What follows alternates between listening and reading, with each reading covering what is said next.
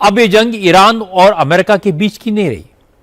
यह युद्ध अब पूरे मिडिल ईस्ट में फैल गया है और इसका असर पूरी दुनिया पर दिखाई देने लगा है। आज ईरान ने इजराइल के अलावा Saudi Arab, United Arab Emirates, Bahrain, Oman, Qatar, Kuwait और जॉर्डन पर ड्रोन और मिसाइल से फिर हमले किए। इनमें अमेरिकी सैनिक और इजरायली नागरिक मारे गए हैं। ईरान ने आज साइप्रस में भी अटैक किया। मिडिल ईस्ट में अमेरिका के 6 मिलिट्री बेसेस को निशाना बनाया। सऊदी अरब में तेल रिफाइनरी को टारगेट किया। कतर में एयरपोर्ट पर हमला किया। ईरान ने यूएई में दुबई, शारजा और अबू धाबी पर ड्रोन और मिसाइल से हमले किए। ईरानी अटैक की वजह से दुबई एयरपोर्ट को बंद करना पड़ा। यूएई में ईरान ने रिहायशी इमारतों और मार्केट प्लेस को भी टारगेट किया है। UAE, Qatar, Kuwait, Israel, Bahrain और इराक ने अपने एयर स्पेस बंद कर दिए हैं। दुबई, दोहा, कुवैत सिटी और पनामा के एयरपोर्ट बंद हैं।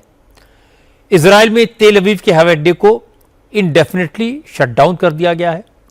बेरूत, इरबिल, अम्मान, दम्माम और तेहरान एयरपोर्ट से भी सिविल फ्लाइट बैन कर दी गई हैं, जिससे हजारों फ्लाइट्स कैंसिल करनी पड़ी। लाखों लोग मिडिल ईस्ट के देशों में फंसे हुए हैं। ईरान ने अब तक 1000 से ज्यादा ड्रोन्स और मिसाइल से मिडिल ईस्ट के 9 देशों पर अटैक करके पूरे इलाके को इस जंग में घसीट लिया है। आज ईरान ने अपने अंडरग्राउंड ड्रोन टनल का वीडियो भी जारी किया और यह मैसेज दिया कि उसके लड़ाके अमेरिका इजराइल से लंबी जंग के लिए तैयार है। ईरान ने आज इजराइल पर जबरदस्त हमले किए। राजधानी तेल अवीव के अलावा हाइफा, बीशेवा और यरूशलेम को भी निशाना बनाया। इसके अलावा नवतिम में इजराइल के एक एयर डिफेंस बेस पर भी ईरान ने हमला किया। ईरान ने इजराइल पर एक मिसाइल अटैक यहूदियों के पूजा स्थल सिनेगॉग को भी निशाना बनाकर किया।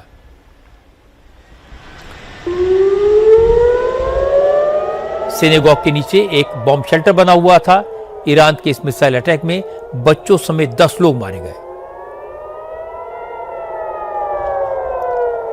ईरान ने हाइफा में एक बार फिर से इजराइल की सबसे बड़ी तेल रिफाइनरी को भी निशाना बनाया। इसके अलावा ईरान ने इजराइल के बीरशेवा शहर पर भी मिसाइल से अटैक किया।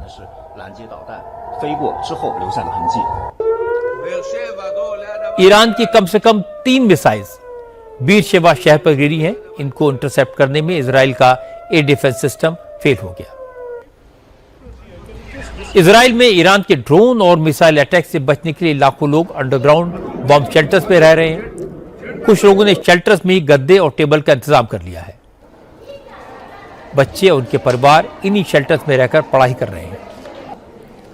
बच्चों की पढ़ाई के लिए कंप्यूटर्स और लैपटॉप का भी इंतजाम किया गया है। ईरान ने दावा किया कि उसने तेल अवीव में इजराइल के प्रधानमंत्री बेंजामिन नेतन्याहू के दफ्तर पर भी मिसाइल अटैक किया है। हालांकि इजराइल ने इस दावे को सरासर गलत बताया। इजराइल के प्राइम मिनिस्टर नेतन्याहू आज बीरशेवा में मिसाइल अटैक से हुए नुकसान का जायजा लेने पहुंचे थे और ये मैसेज देने की कोशिश की कि उनको ईरान की धमकियों से कोई फर्क नहीं पड़ता। हालांकि ईरान ने आज सबसे बड़ा हमला पड़ोसी देश कुवैत पर किया। कुवैत में ईरान ने अमेरिका की एम्बेसी पर ड्रोन से मिसाइल दागे। ईरान में कुवैत ने अमेरिका के 3 फाइटर जेट मार गिराने का दावा किया, लेकिन कुवैत ने इस दावे को बेबुनियाद बताया। कुवैत का कहना है कि अमेरिका के ये फाइटर जेट फ्रेंडली फायर का शिकार हुए थे। असल में ईरान के मिसाइल और ड्रोन अटैक को रोकने के लिए कुवैत ने एयर डिफेंस सिस्टम से इंटरसेप्टर मिसाइल फायर की। अमेरिका के फाइटर जेट इन मिसाइल के टारगेट पर आ गए और क्रैश हो गए। ईरान के ड्रोन और मिसाइल अटैक के बाद अमेरिका ने कुवैत में अपने नागरिकों को देश से निकालने की एडवाइजरी जारी की है। एम्बेसी को बंद कर दिया है। कुवैत ने सिटी के इंटरनेशनल एयरपोर्ट को भी बंद कर दिया है। कुवैत के अलावा ईरान ने आज कतर पर भी अटैक किए। कतर में ईरान ने अमेरिका के सबसे बड़े मिलिट्री बेस अल उदैद को निशाना बनाने की कोशिश की। हालांकि कतर के एयर डिफेंस सिस्टम ने ईरान के ड्रोन्स और मिसाइल्स को इंटरसेप्ट करके उन्हें हवा में मार गिराया। कतर ने आरोप लगाया कि ईरान उसके सिविल इंफ्रास्ट्रक्चर को और आम नागरिकों को निशाना बना रहा है। हालांकि कतर ने यह भी साफ किया कि वो फिलहाल ईरान पर जवाबी हमला नहीं करेगा, लेकिन हालात को देखते हुए कतर की नेशनल गैस कंपनी ने एलएनजी का प्रोडक्शन रोकने का फैसला किया। इससे पेट्रोलियम मार्केट में और उथल पुथल बचने का अंदेशा है, क्योंकि दुनिया की टोटल एलएनजी प्रोडक्शन का 20% अकेले कतर करता है। ईरान के पलटवार का सबसे ज्यादा असर यूएई पर देखा जा रहा है। ईरान ने यूएई में दुबई, शारजा और अबू धाबी शहरों में मिलिट्री बेस के अलावा एयरपोर्ट, मार्केट प्लेस और रिहायशी इलाकों को भी निशाना बनाया। अमेरिका के साथ जंग शुरू होने के बाद ईरान ने सबसे पहले यूएई पर ही अटैक किए थे। सबसे पहले दुबई के रिहायशी इलाकों पर ईरान ने ड्रोन से हमले किए थे। दुबई के मशहूर पाम जुमेरा और बुर्ज अल अरब पर कामिकाज़े ड्रोन से अटैक किए गए। इसके बाद ईरान ने मिसाइल से भी यूएई में अमेरिका, फ्रांस और ब्रिटेन के सैनिक अड्डों को निशाना बनाने की कोशिश की। ईरान यूएई पर अब तक 500 मिसाइलें और इतने ड्रोन्स दाग चुका है। समुद्र में यूएई के ऑल प्लेटफॉर्म्स पर भी ईरान ने हमला किया। यूएई पर ईरान के हमलों की वजह से दुबई और शारजा के एयरपोर्ट्स बंद हैं। यूएई की सरकार ने लोगों को घरों में रहने का आदेश दिया है। फ्रांस ने बताया कि ईरान के सबसे भयंकर हमले यूएई पर ही हुए हैं। ईरान के हमलों की चपेट में फ्रांस और ब्रिटेन के बेस भी आए हैं।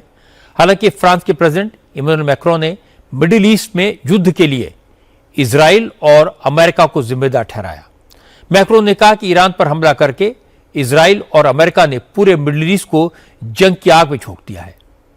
इजराइल और अमेरिका की गैर जिम्मेदाराना हरकत का खामियाजा यूएई, कतर, सऊदी अरब और कुवैत जैसे देश फेस कर रहे हैं। हालांकि मैक्रों ने कहा कि उनका देश अपने साथियों को डिफेंस में तो मदद करेगा, लेकिन युद्ध का हिस्सा नहीं बनेगा। Puis hier matin, les États-Unis et Israël contre l'Iran ont conduit à une escalade régionale sans précédent. Et les attaques de missiles, de drones lancés en réponse par l'Iran, d'une manière totalement disproportionnée et indiscriminée, ont touché des emprises. France के president Macron कह रहे थे कि Iran पर America और Israel के हमले से पूरे मिडिल ईस्ट की सिचुएशन बिगड़ गई है, और जब ईरान पूरे इलाके पर हमले कर रहा है, मैक्रों ने कहा कि ईरान ने सबसे ज्यादा यूएई को नुकसान पहुंचाया है, कतर, बहरीन को भी नुकसान हुआ है। हालांकि फ्रांस के राष्ट्रपति ने साफ साफ कहा कि वो चिंतित तो हैं, लेकिन फिलहाल इस युद्ध में कूदने का फ्रांस का कोई इरादा नहीं है। यूएई के अलावा ईरान ने बहरीन पर भी अटैक किया है। बहरीन की राजधानी मनामा में अमेरिकन नेवी की सेंट्रल कमांड का हेडक्वार्टर है। ईरान के हमले में यह हेडक्वार्टर पूरी तरह से तबाह हो गया।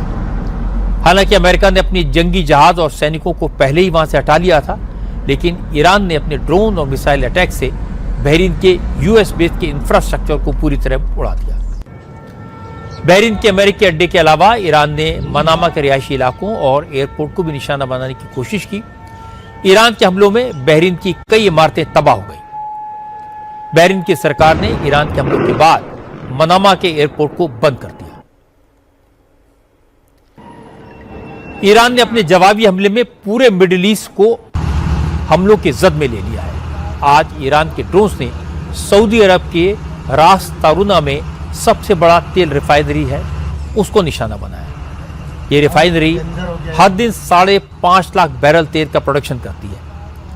ड्रोन अटैक के बाद सऊदी अरब ने रिफाइनरी को खाली करा लिया है और फिलहाल तेल का प्रोडक्शन बंद कर दिया है। इसके अलावा ईरान ने सऊदी अरब के किंग सलमान मिलिट्री बेस पर भी मिसाइल्स और ड्रोन से हमला किया, जिससे मिलिट्री बेस पर कई धमाके सुने गए। ईरान ने ओमान के दुक्म एयरपोर्ट को भी ड्रोन हमलों का निशाना बनाया।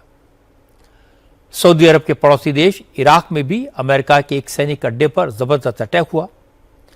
ईरान के हमलों के निशाने पर इरबिल का मिलिट्री बेस था। हालांकि ईरान के हमले के बावजूद इराक ने साफ किया कि वो ईरान के खिलाफ इजराइल और अमेरिका के युद्ध में शामिल नहीं होगा। ईरान के हमलों का दायरा बढ़कर अब भूमध्य सागर तक पहुंच गया है। ईरान ने साइप्रस में ब्रिटेन के मिलिट्री बेस पर ड्रोन से हमले किए। ईरान के ड्रोन अटैक के बाद साइप्रस के हवाई अड्डे को बंद करा दिया गया। ब्रिटेन के इस मिलिट्री बेस का इस्तेमाल अमेरिका और इजराइल ईरान पर हमले के लिए कर रहे हैं। इसी वजह से ईरान ने साइप्रस को टारगेट किया। हालांकि ब्रिटेन ने कहा कि उसके मिलिट्री बेस पर हमले के बावजूद वो ईरान के खिलाफ युद्ध में शामिल नहीं होगा। ब्रिटेन के प्राइम मिनिस्टर कियर स्टारमर ने कहा कि मिडिल ईस्ट में उनकी सेना डिफेंसिव ऑपरेशन के तहत उन देशों की मदद कर रही है जिन पर ईरान हमला कर रहा है, लेकिन ब्रिटेन की सेनाएं ईरान पर हमला नहीं करेंगी। Over the last 2 days, Iran has launched sustained attacks across the region at countries who did not attack them. They've hit airports and hotels where British citizens are staying. Yesterday, Iran hit a military base in Bahrain, narrowly missing British personnel. The death of the supreme leader will not stop Iran from launching these strikes. Our partners in the Gulf have asked us to do more to defend them, and it is my duty to protect British lives. We have British jets in the air as part of coordinated defensive operations, which have already successfully intercepted Iranian strikes. I want to be very clear. We all remember the mistakes of Iraq, and we have learned those lessons. We were not involved in the initial strikes on Iran, and we will not join offensive action now. Britain के prime minister Starmer ने जो कहा उसका हिंदी अनुवाद आपको बता देता हूं। उन्होंने कहा कि ईरान ने पूरे इलाके में हमले किए हैं। इनमें से कई हमले ऐसे थे जिनमें ब्रिटिश नागरिक बाल बाल बचे। स्टारमर ने कहा कि सुप्रीम लीडर की मौत के बावजूद ईरान लगातार हमले कर रहा है, इसलिए मिडिल ईस्ट में ब्रिटेन की सेना ईरान के हमले रोकने में खाड़ी देशों की मदद कर रही है। लेकिन न तो ब्रिटेन ने ईरान पर हमला किया था और न ही आगे वो ईरान पर हमला करेगा, क्योंकि ब्रिटेन ने इराक पर हमले के बाद सबसे जरूरी सबक सीख लिया है।